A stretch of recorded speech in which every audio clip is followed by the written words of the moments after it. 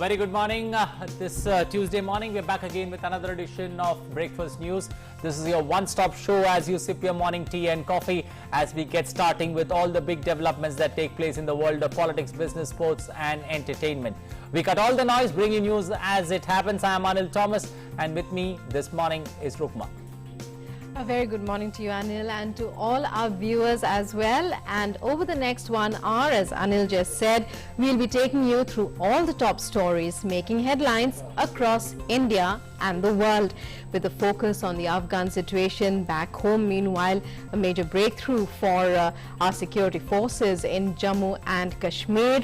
Also, news from sports, business and across the globe. But first, here are the headlines. Two terrorists, including a top commander of Lashkar-e-Taiba, killed by security forces in Jammu and Kashmir, Srinagar. Encounter also on in Supor this morning.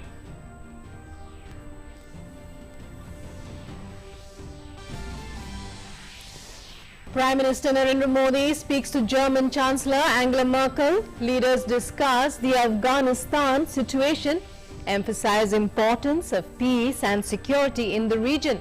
Stress on prioritizing repatriation of the stranded. Foreign Minister Dr. Jaishankar to apprise opposition leaders of the situation on Thursday.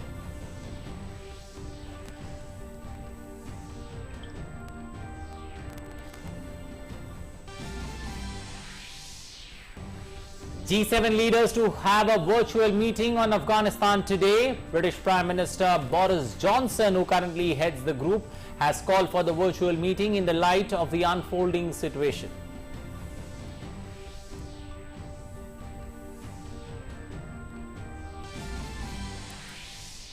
The UN Human Rights Council to hold a special session today to address serious human rights concerns and situation in Afghanistan. Request for the special session was supported by at least 89 states, including India.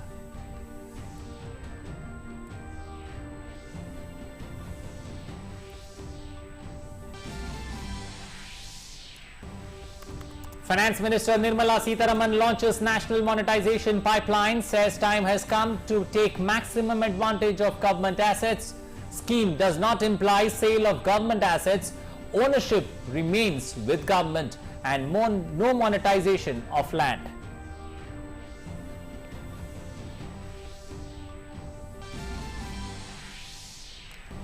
Paralympic Games in Tokyo starts from today. India sends largest ever 54-member team there. Rio Paralympic gold medalist Mariyappan Thangavelu will be the flag bearer of the Indian contingent at the opening ceremony.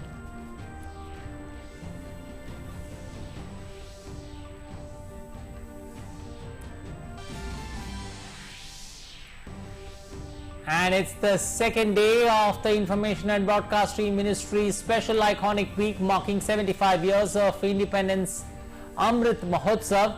Various aspects of the freedom movement are being highlighted by the ministry's media units. Films division is hosting an online film festival on its YouTube channel.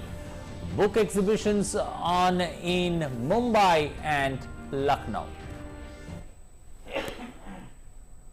Well, those were the headlines at the top of this hour. Now for the stories in detail, starting first up with the Prime Minister. Well, Prime Minister Narendra Modi spoke on the phone with his German counterpart, Federal Chancellor Dr. Angela Merkel. The leaders discussed the unfolding security situation in Afghanistan and its implications on the region and the world. They emphasized on the importance of maintaining peace and security, with the most urgent priority being the repatriation of those stranded there. The two leaders also discussed issues on the bilateral agenda, including cooperation in COVID-19 vaccines, development cooperation with a focus on climate and energy, and fostering trade and economic relations. They exchanged views on issues of multilateral interest, such as the forthcoming COP26 meeting and the Indian initiative to promote a dialogue on maritime security at the United Nations Security Council.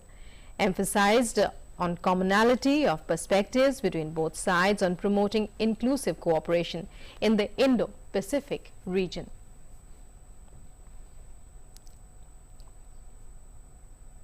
Prime Minister Narendra Modi has asked the Ministry of External Affairs to appraise opposition leaders in Parliament about the situation in Afghanistan. In a tweet, Parliamentary Affairs Minister Prahlad Joshi said floor leaders of political parties would be briefed by the External Affairs Minister Dr. S. Jaishankar on the recent situation in Afghanistan on the 26th of August at 11 a.m. in the main committee room in New Delhi. Invites are being sent through email. All concerned are requested to attend. Previously, Prime Minister Narendra Modi directed all concerned officials to undertake necessary measures so that the safe evacuation of Indian nationals from Afghanistan is ensured. The government has been involved in evacuating its citizens from Afghanistan, which fell to the Taliban on the 15th of August. As part of its evacuation mission, India has already brought back around 730 people, including members of the Afghan, Sikh and Hindu communities. And leaders of the G7 advanced economies are expected to pledge unity on whether or not to officially recognize or sanction the Taliban when they meet virtually to discuss Afghanistan today. At their meeting, the leaders from the G7 group of the richest nations, that includes the United States, Italy, France, Germany, Japan and Canada, will focus on the evacuation effort as well as longer-term future for Afghanistan. British Prime Minister Boris Johnson will chair the conference. Earlier, in a tweet on the 22nd of August, the British Premier had said, "I will convene G7 leaders on Tuesday for urgent talks on the situation in Afghanistan. It is vital that the international community works together to ensure safe evacuations, prevent a humanitarian crisis and support the Afghan people to secure the gains of the last 20 years. Western nations are struggling to bring home their own citizens and desperate Afghans massing at Kabul airport who are seeking to flee the country, fearing reprisals after the Taliban seized control just over a week ago." Well, for more of that story, we've got Meghna on the phone line joining us this morning. Meghna, what does this particular G7 meet here? You know, what does every nation who's part of this particular G7 summit or G7 meet, you know, hoping to get out of it?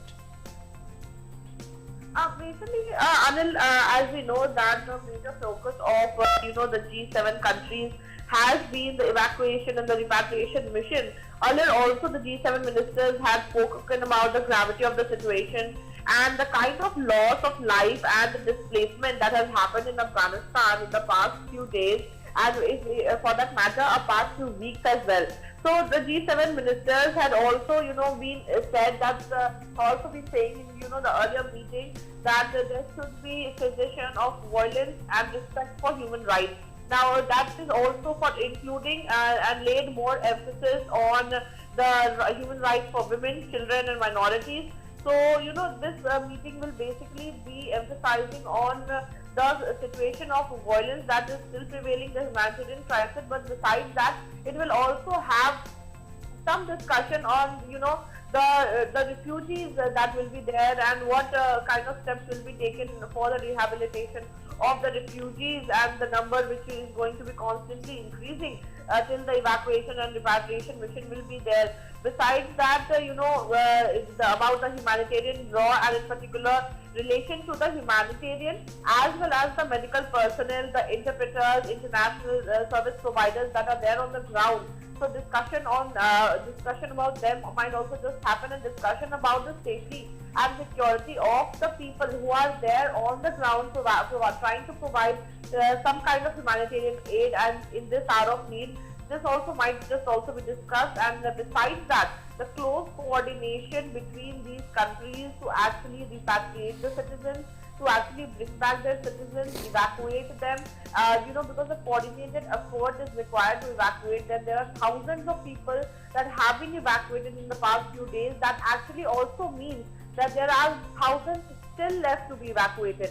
So, this requires a close coordination. The reason this meeting is also, being convened, and this is also to, earlier also the G7 ministers meeting had underlined that the Taliban must allow a safe passage and protection of civilians and safe passage for them to reach the airport and, allow the Afghans who want to leave, they can leave. Okay, we'll leave it there. Thank you and appreciate you joining us this morning on the phone line, giving us an insight into the G7 summit that's scheduled to take place later today. Well, staying with that particular story, meanwhile, British Prime Minister Boris Johnson and US President Joe Biden agreed on Monday to work together to ensure that all those eligible to leave Afghanistan were able to, including after the initial evacuation phase ended. Both the leaders during the telephonic conversation discussed the situation in Afghanistan and the ongoing evacuation process in the war-torn country. Johnson and Joe Biden also noted the importance of concerted diplomatic engagement to secure the progress made in Afghanistan and prevent a humanitarian crisis. According to the Downing Street spokesperson, both the leaders committed to driving international action, including through the G7 and UN Security Council, to stabilize the situation, support the Afghan people and work towards an inclusive and representative Afghan government. The two leaders also discussed plans for the G7 virtual leaders meet.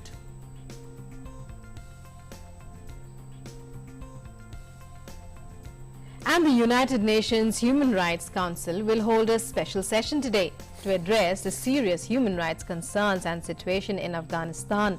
The UN's top rights body said in a statement that the joint submission has been supported by 89 countries so far, including India. In order for a special session to be convened, the support of 1/3 of the 47 members of the Council, that is 16 or more, is required. The request was supported by the 29 state members of the Council, including Britain and France, while China and Russia are not supporting it. The United States is not a part of the supporting nations as it remains an observer country.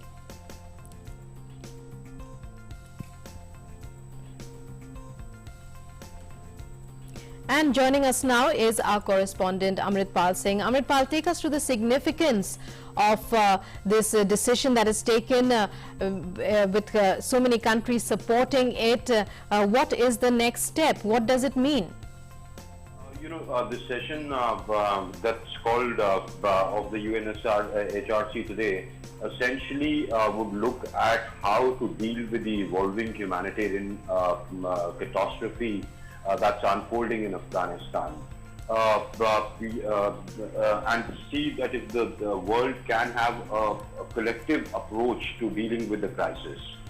The UN agency has already said that there are about 3.5 million people who have been internally displaced in Afghanistan, including about 550,000 displaced since January this year.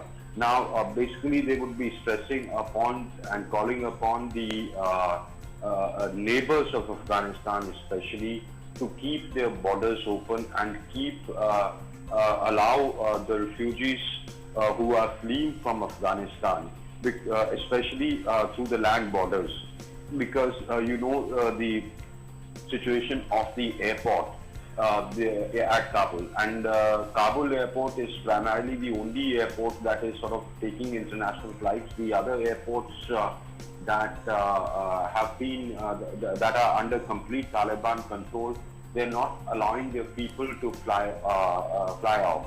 And even at the Kabul airport, it is the military part of the airport or the technical part of the airport that's functional, because that is with the Americans and NATO or the ISAF partners.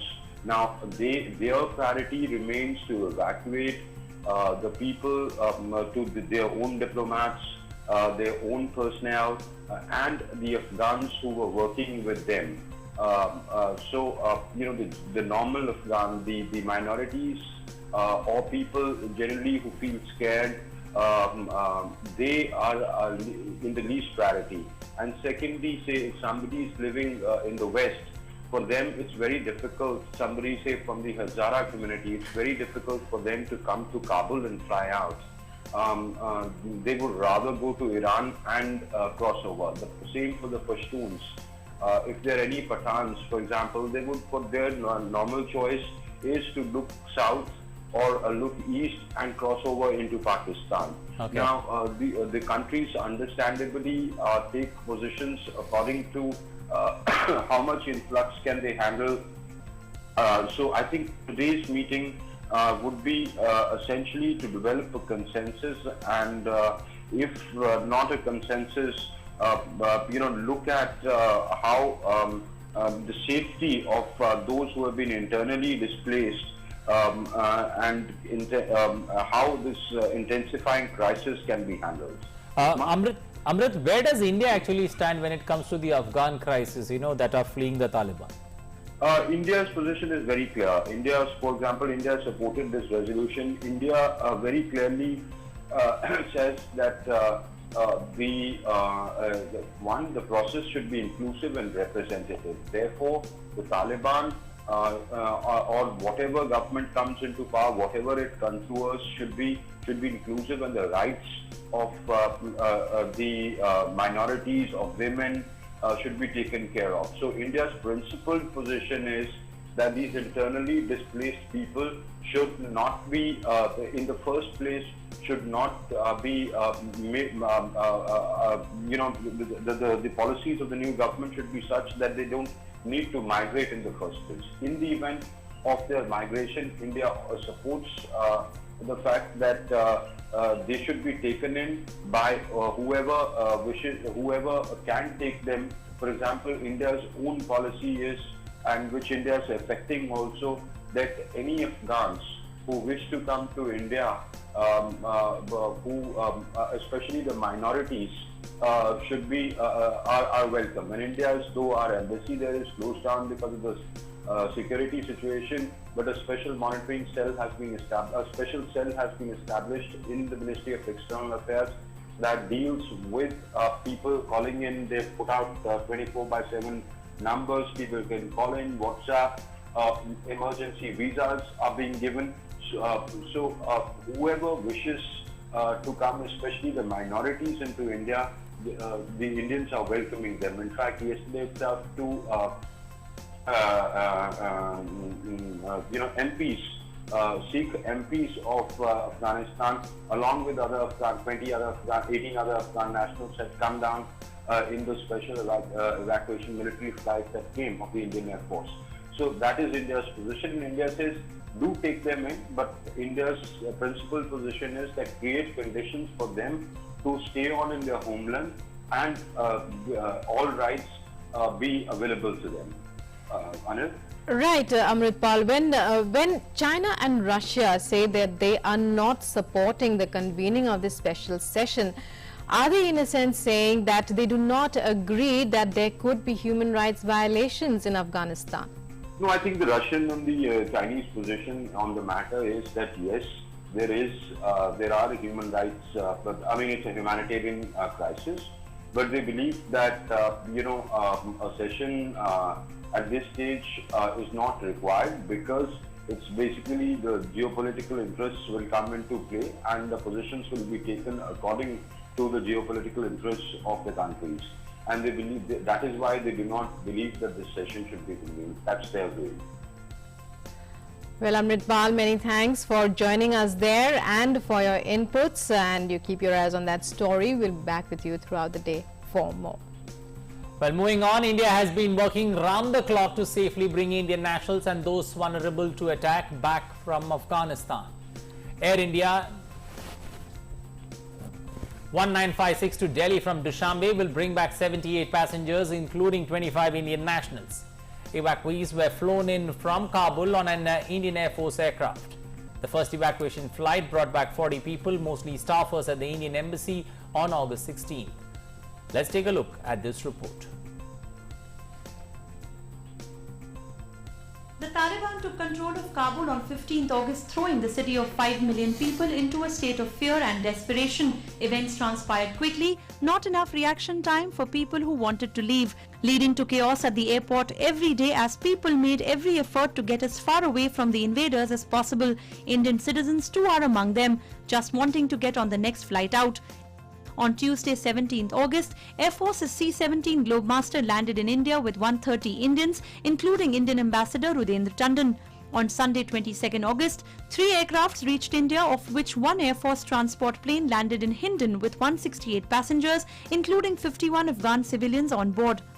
On Monday morning, 146 Indians were brought home on 4 different commercial flights. They included Qatar Airways, Air India, Indigo and Vistara. India सरकार ने भी हमारी help करी है क्योंकि यहाँ से Qatar से इन्होंने यहाँ से बातचीत करके हमें वहाँ से निकाला है। उधर का नागरिक पहले से तालिबान से बहुत डरता है क्योंकि पहले उन लोग तालिबान से रह चुका है, उन लोगों का व्यवहार, उन लोगों का रूल रेगुलेशन उन लोगों को अच्छी तरह मालूम है। Under US forces control of Kabul airport, NATO countries are operating 25 flights a day. Special aircraft for Indian citizens have also been permitted. Afghan Sikhs continue to leave Afghanistan for India. Carrying the Guru Granth Sahib with great reverence at Kabul airport, they boarded a flight to India.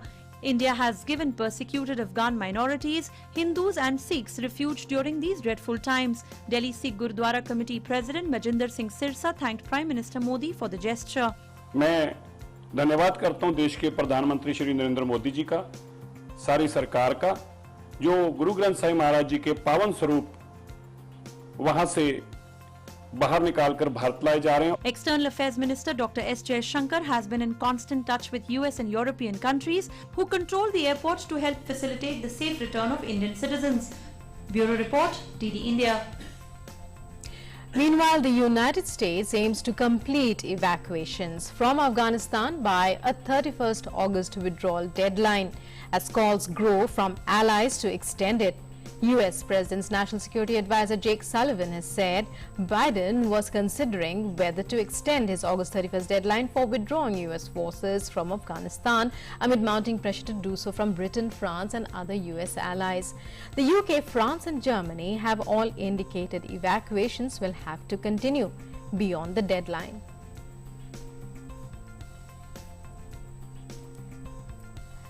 And as we were telling you, the United States is under pressure to extend the Afghan withdrawal deadline as Britain has called a virtual G7 meeting on the Afghanistan crisis to discuss further.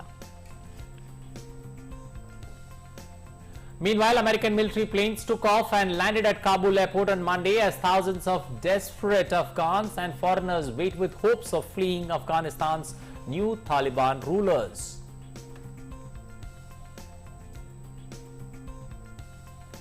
Groups of Afghan nationals waited to be evacuated by planes from Kabul airport even during the night as Joe Biden's August 31st evacuation deadline looms. Tens of thousands have been evacuated, but others seeking to flee remain crammed in and around the Hamid Karzai International Airport in Kabul. The White House said approximately 48,000 people have been evacuated and facilitated by the US since an intense airlift started on August 14th. Panicked Afghans and foreigners have flocked to the airport since the Taliban entered Kabul on August 15th, clamoring to catch a flight out of the war-torn country. Afghans reuniting in Qatar's capital Doha a week after the Taliban took over most of the country, leaving thousands rushing to flee. These were the scenes that were witnessed. Qatar is among a number of countries committing to take in Afghans temporarily in small numbers until they are able to enter a third country. Several hundred evacuees are temporarily housed in a residential compound in Doha right now.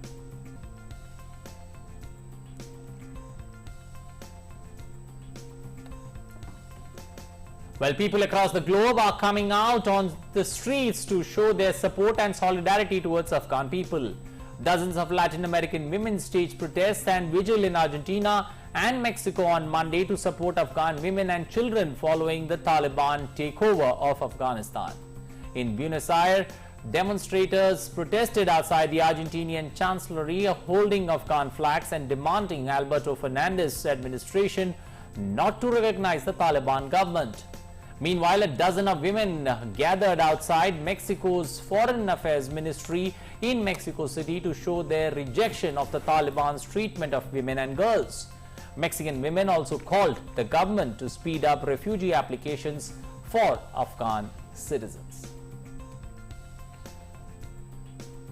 And BRICS National Security Advisors meeting will also be held virtually today, with Afghanistan's future and any infrastructure on its territory that promotes cross-border terror expected to be high on the agenda. MEA spokesperson has said that the agenda of the meeting is in line with the overall priorities chosen by India for its chairship of BRICS this year, including counter-terrorism cooperation and international peace and security. Last month, the 6th meeting of the BRICS Counter-Terrorism Working Group was held virtually on July 28 to 29 under the chairmanship of India.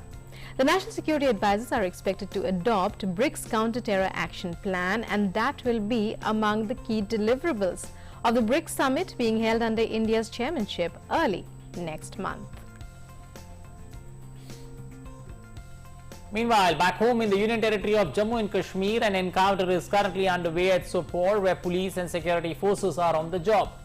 Further details are awaited. Earlier, in a big success, 2 terrorists were gunned down in Srinagar city on Monday evening.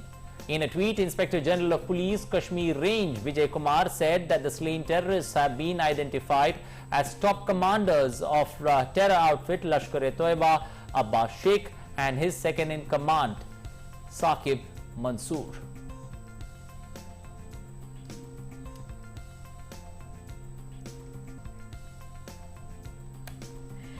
And now for COVID updates. India continues to cross milestones as far as our vaccination drive is concerned. The cumulative COVID-19 vaccination coverage has crossed 58 crore 82 lakhs.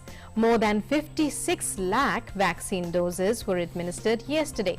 The vaccination exercise as a tool to protect the most vulnerable population groups in the country from COVID-19 continues to be regularly reviewed and monitored at the highest level.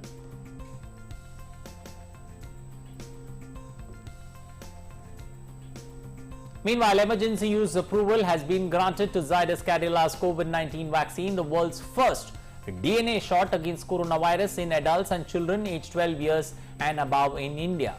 The approval gives a boost to India's vaccination program, which aims to inoculate all eligible adults by December and will provide the first shot for those under 18 as the country still struggles to contain the virus spread in some states. Our efficacy against the Delta variant in the interim analysis is about 66%.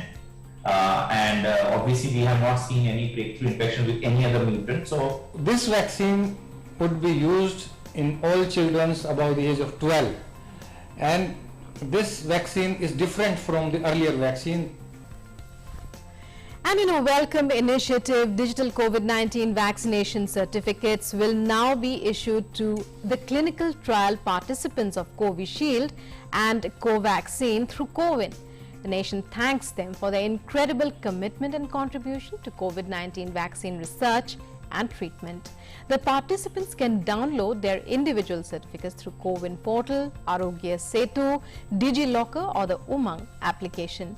ICMR, in partnership with Serum Institute of India, had conducted phase 2 and 3 bridging studies of Covishield from August 2020. Phase 3 efficacy critical trials for Covaxin were also conducted by Bharat Biotech International Limited from November 2020.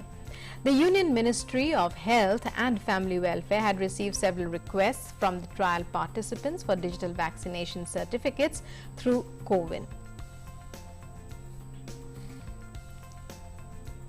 Well, Azadi Ka Amrit Mahotsav is being celebrated across the country to mark the 75th year of independence. The Information and Broadcasting Ministry has also made elaborate arrangements to make the occasion remarkable. Under the initiative, Iconic Week is being celebrated from the 23rd to the 29th of August by the INB Ministry. Let's take a look at the events to be held during the day today. These are the special programs to be aired on All India Radio. Azadi Ka Safar, Akashwani ke Saath in Hindi at 8:20 p.m. and in English at 8:50 p.m. Well, National Amrit Mahotsav quiz with All India Radio News. This is in Hindi at 8 a.m. and in English at 8:30 a.m. Special program Aparijita showcasing women freedom fighters at 4:30 p.m. Documentary Purna Swaraj to be aired on DD National at 6 p.m. Saga of freedom struggle can be watched on DD India at 8:30 while Azadi Ka Safar will be aired on DD News at 8:55 AM. Also do watch Naya Bharat Ka Safar, Self-Reliance in Defence and Space at 7 PM on DD News. National Film Development Corporation is organizing online session for skill development on students on camera completion content. Also, Malayalam film Bioscope will be streamed on cinemasofIndia.com for 24 hours. Films Division also streaming an online film festival titled India @75 Voyage of Progress from 23rd to the 25th of August on filmsdivision.org and youtube.com/filmsdivision. Publications Division has organized a regional book exhibition in Mumbai from the 23rd to the 27th of August and in Lucknow from 20th to the 31st of August. Bureau of Outreach and Communication, or the BOC, has planned outreach programs at Guwahati at 3 PM and Hyderabad at 11 AM. Programs on New India Wing include 8 blue flag beaches of India, Shivrajpur, Gujarat, and the iconic India Continuity and Change. Press Information Bureau, that's PIB, is organizing webinars on freedom struggle in Shimla, Chennai, Hyderabad, Jaipur, Bhopal, and Ahmedabad.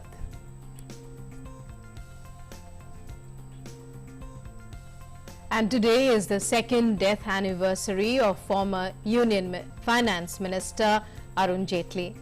Union Finance Minister Nirmala Sitharaman in a tweet said, "Remembering Shri Arun Jaitley, an amiable, gentle guide who is missed immensely, a friend to all, had broad, strong shoulders to bear challenges. His quick grasp of matters was admired by many." Arun Jaitley passed away at Delhi's AIIMS in August 2019. A key BJP leader, strategist and a crucial member of the party, Jaitley was a champion of the party's policies and ideology. His affable personality won him friends across the political spectrum.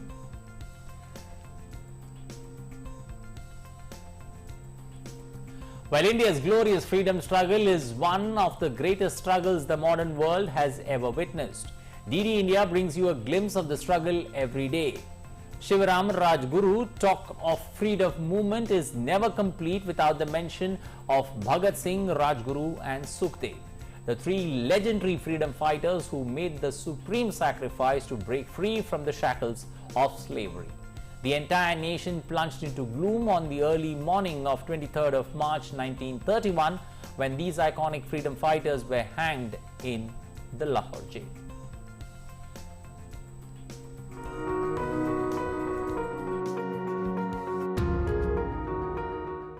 Today we bring you the story of Shivram Hari Rajguru, who was born on 24th August in 1908 in a Pune village called Khed to Parvati Devi and Hari Narayan Rajguru. His birthplace of Khed was renamed as Rajguru Nagar in his honor. He joined Seva Dal at a young age.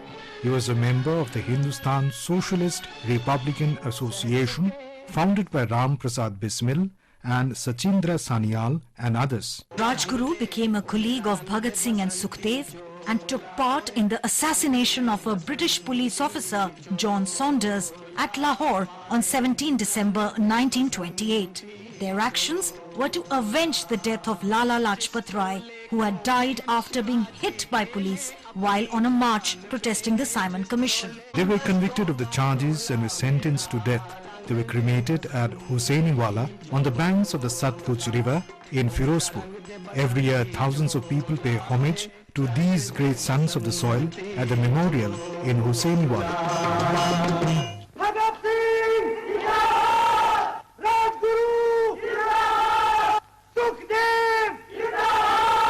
In today's episode, we also talk about a renowned freedom fighter, social reformer, educationist and journalist, K. Kelappan Nair, who is also known as Kerala Gandhi.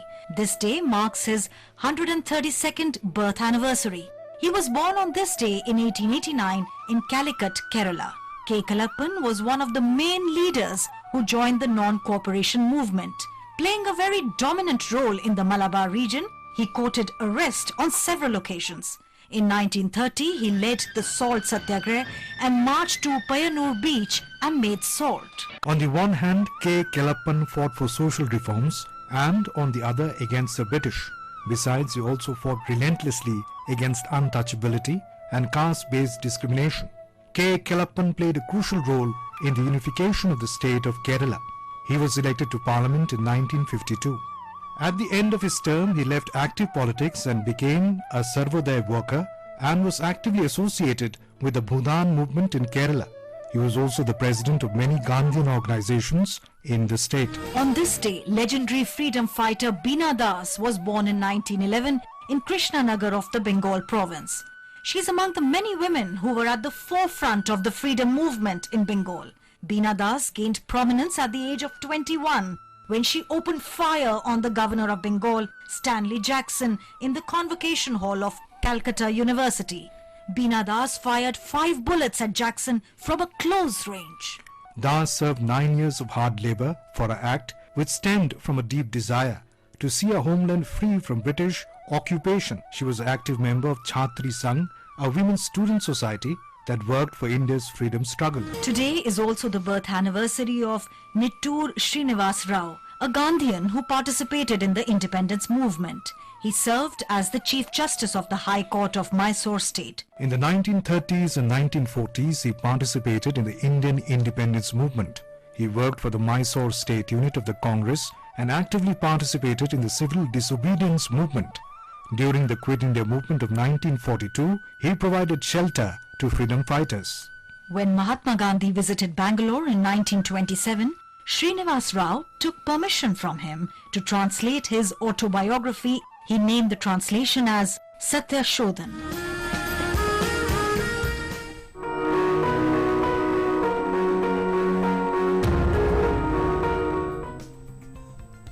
And time now for some international news in our next segment, Across the Globe.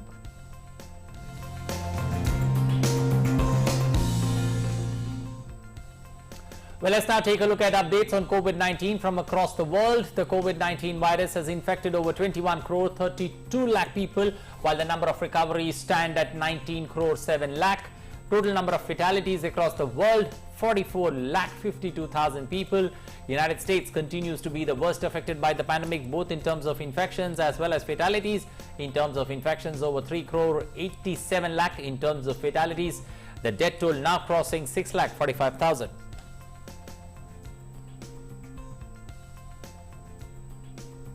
And the US Food and Drug Administration on Monday fully approved Pfizer's COVID-19 vaccine, a move expected to trigger a new wave of vaccine mandates as the Delta variant batters the country. FDA's approval of this vaccine is a milestone as the US continues to battle the COVID pandemic. Acting FDA Commissioner Janet Woodcock said in a statement, while millions have already safely received the vaccines, the agency recognized that for some the FDA approval of a vaccine may now instill additional confidence to get vaccinated.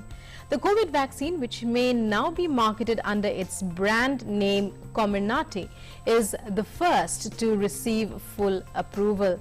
Millions of shots have already been administered under an emergency use authorization that was granted in the December of 2020. Public health officials hope it will convince more unvaccinated Americans that Pfizer's shot is safe and effective. Roughly 51% of Americans have been fully vaccinated so far, even as a recent surge of infections spurred by the contagious Delta variant ravages parts of the country with low vaccination rates. US President Joe Biden has urged Americans unvaccinated against coronavirus to get their shots after the Food and Drug Administration, that's FDA, granted full approval to the Pfizer COVID-19 vaccine. The US drug regulator on Monday granted full approval to the Pfizer COVID-19 vaccine, making it the first to secure such FDA validation as health authorities struggle to win over vaccine skeptics during a relentless pandemic. Biden also prodded the private sector to tighten vaccine requirements for employees in line with those Biden had imposed on federal employees, many of whom must now choose between vaccination and frequent testing. The FDA, which gave the 2-dose vaccine emergency use authorization in December, went a step further on Monday based on updated data from the company's clinical trial and fully approved it for use in people in the age group of 16 years and older. I've imposed vaccination requirements that will reach millions of Americans. Today I'm calling on more companies, I should say, in the private sector to step up with vaccine requirements that will reach millions more people. If you're a business leader, a nonprofit leader, a state or local leader who has been waiting for full FDA approval to require vaccinations, I call on you now to do that, require it. Do what I did last month, require your employees to get vaccinated or face strict requirements. And Bangladesh reported 117 deaths and 5,717 new cases of coronavirus on Monday. The death toll on Monday is the lowest since June 30th, when 115 people had died due to corona. The total death toll in the country now stands at 25,399 with 69,466 active cases. The sample positivity rate on Monday stood at 15.54%, marking a slight increase over Sunday's figure of 15.16%.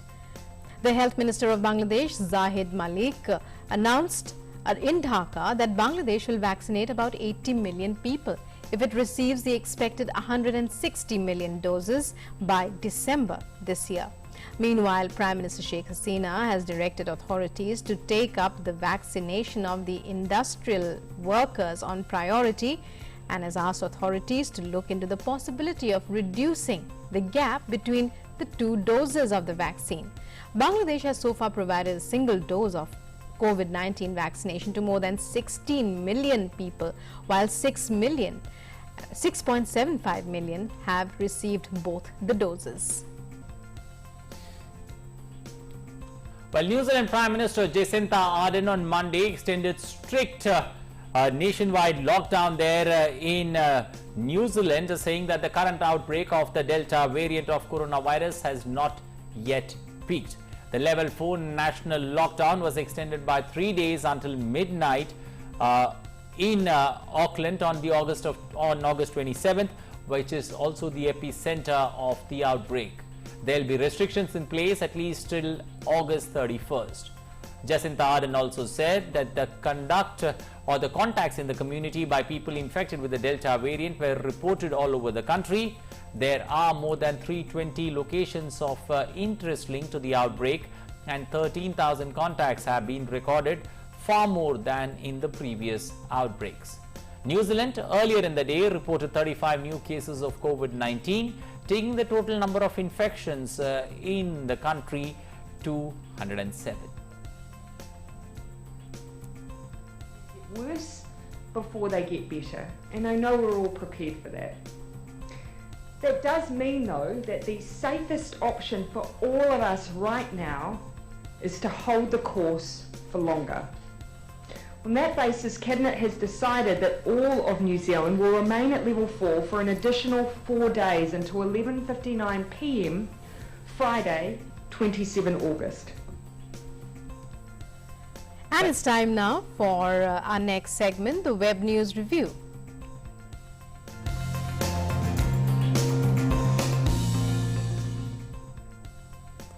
But we've got Arun, our colleague, standing by to give us the latest. Over to you.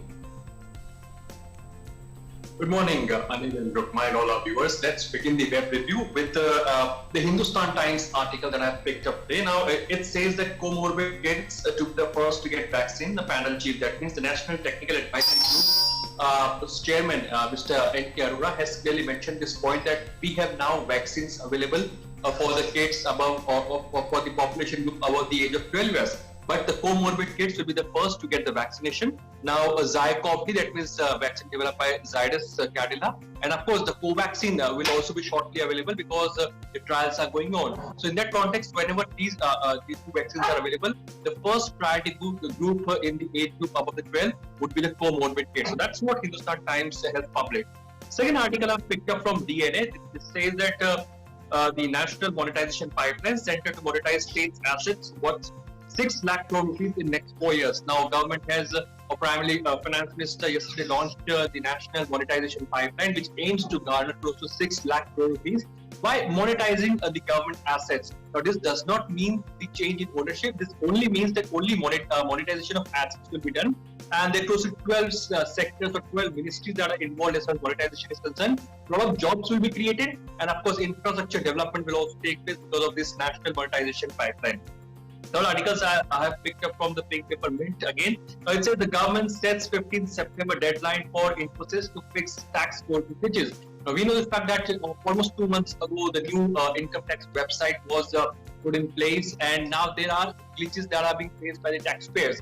So yesterday, Finance Minister Nirmala Sitharaman has summoned the Infosys CEO, the Chief Executive Officer, and a deep disappointment has been expressed by the Finance Minister over the glitches that the taxpayers are facing. And a deadline of 15th September has been given to Infosys to fix the income tax portal, so that the taxpayers can easily file their income tax return, or the e-filing can be done. Now, next article is from the Economic Times. Now, it says that India emerges as second most attractive manufacturing hub globally.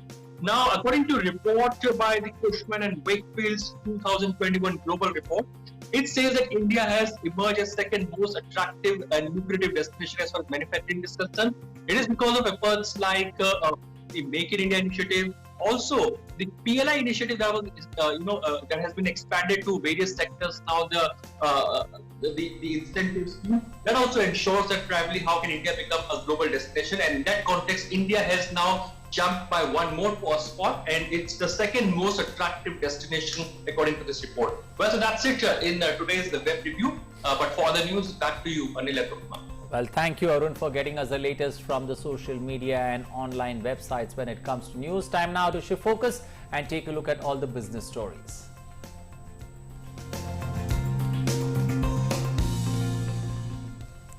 Well, Union Finance Minister Nirmala Sitharaman launched the National Asset Monetization Pipeline of central ministries and public sector entities yesterday. NMP estimates aggregate monetization potential of 6 lakh crore rupees through core assets of the central government over a 4-year period from fiscal year 2022 to fiscal year 2025. Union Minister of Finance, while launching the pipeline, said that asset monetization is aimed at tapping private sector investment for new infrastructure creation. Are we selling away the lands? No, this infrastructure national monetization pipeline is talking about brownfield assets which need to be better monetized. Ownership of assets remains with the government, and there will be a mandatory hand back. They'll have to give back after a certain time. So let there not be any confusion, oh, this government is selling away. No, these are assets, brownfield, which will be still with the ownership of the government. This is a transition. You're bringing in greater innovative ways of private participation. Well, Niti Aayog CEO Amitabh Kant has termed the NMP document as a critical step towards making flag of India's infrastructure truly world-class. He stressed that asset monetization needs to be viewed as an overall paradigm shift in infrastructure operations, augmentation and maintenance through private sector efficiencies. Union Minister for Commerce and Industry Piyush Goyal interacted with industry associates during a dialogue on Local Goes Global, Make in India for the World. Union Minister Anupriya Patel, Minister of State Som Prakash and several senior officials of the ministry marked their presence during the interaction organized by Ministry of Commerce and Industries at New Delhi's Ashoka Hotel. During the interaction, Union Minister Piyush Goyal said that industry associations will play a key role in achieving the target of $400 billion merchandise exports in 2021-22. Talking to media after the event, India's industrial sector is achieving new heights. The minister assured that the government is not only committed to resolve issues and concerns of industries, but also to promote foreign export.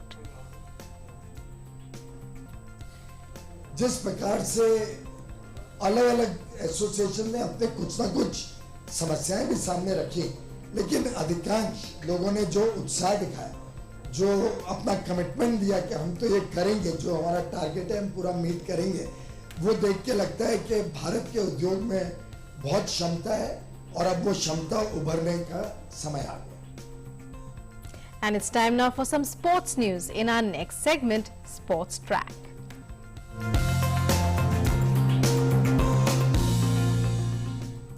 Well, the Tokyo 2020 Paralympic Games are all set to begin today, with the opening ceremony set to kick off the event in style. Following the successful campaign in 2016 in Rio Paralympic Games, India is sending its biggest contingent of 54 athletes for the 2020 Tokyo Paralympics.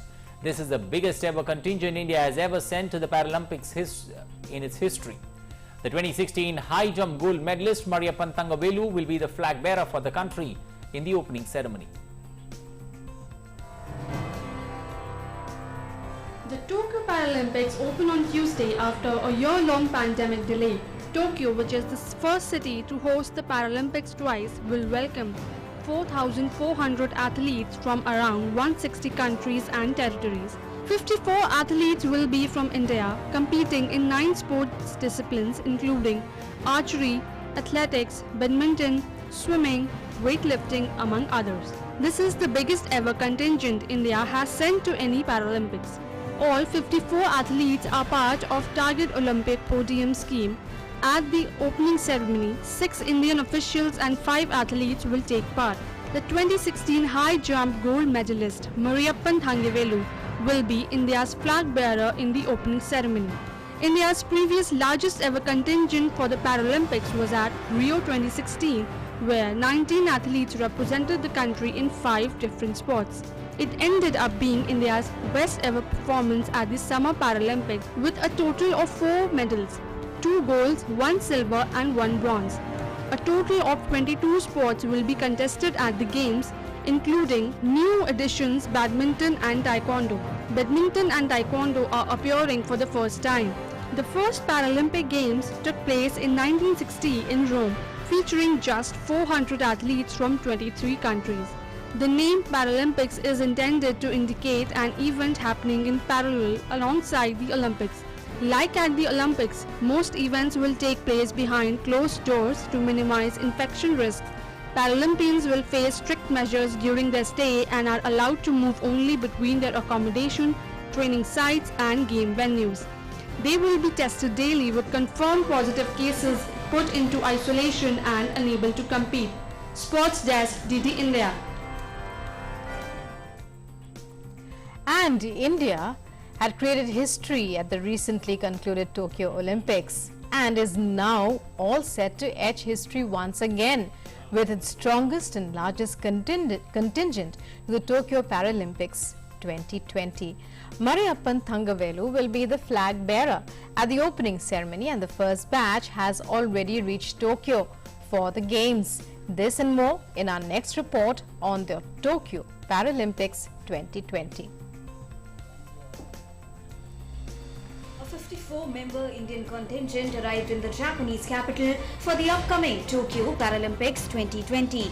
Competing in 9 disciplines, the Indian team comprises of Devendra Chacharya, seeking his 3rd Paralympics gold in the F46 javelin throw category, Mariappan Thangavelu, who won a gold in the last edition in Rio in the T63 high jump category.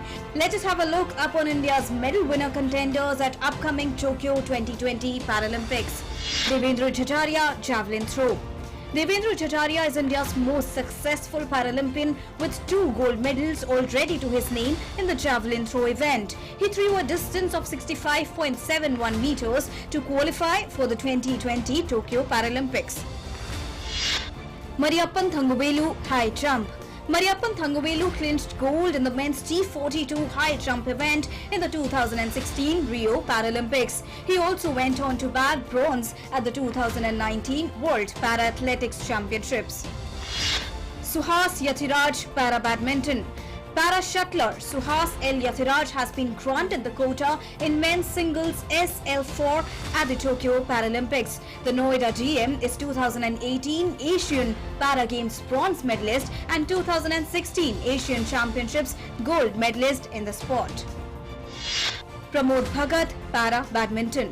The Arjun awardee and world number 1 aims to make history with a podium finish at the Tokyo Paralympics. He is the current world number 1 in the men's singles SL3 category. In 2019, Pramod bagged 2 gold and 1 silver medal at the IWAS World Games. He also won a gold and a bronze at the 2018 Asian Para Games. With most Indian para shuttlers ranked within top 5, the contingent is expected to bring back multiple medals.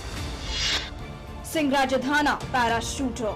The World Cup gold medalist will look to continue his fine form and clinch gold for India at the Tokyo Paralympics. Singh Raj heads into the Tokyo Paralympics with a chip on his shoulder and in form as he looks to topple some of the world's best on the way to gaining glory and the gold for country. If he manages to keep up his confidence, grit and determination, there is no stopping him from bagging the gold as he can pull off the biggest of surprises. Sports Desk, DD India. And now in the weather forecast, let's take a look at temperatures recorded across the country.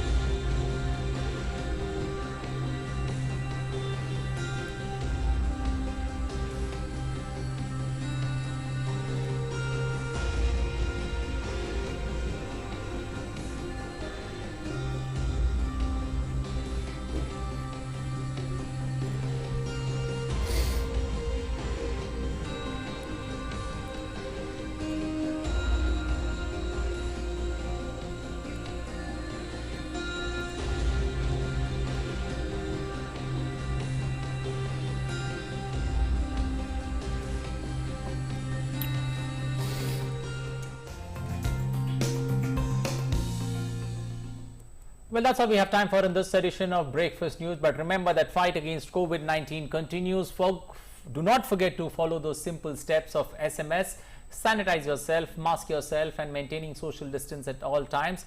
And if you are in that right age group to get yourself vaccinated, please go ahead and get yourself vaccinated, because if you get vaccinated, you do not only yourself a world of good, but also the society at large. Remember, if all of us get vaccinated, we all stand a better chance to see a better tomorrow.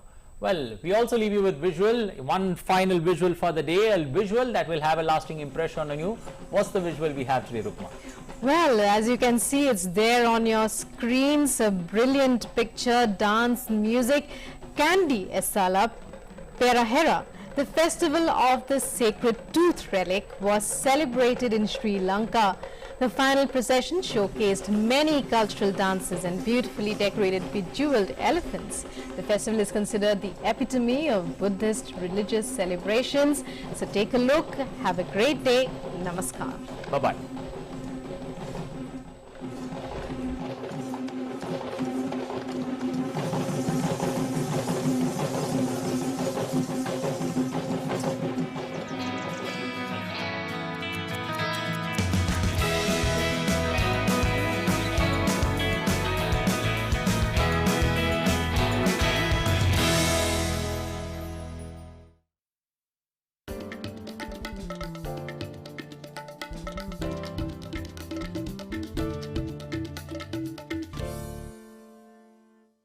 Namaste land. Marhaban ila al-Hind.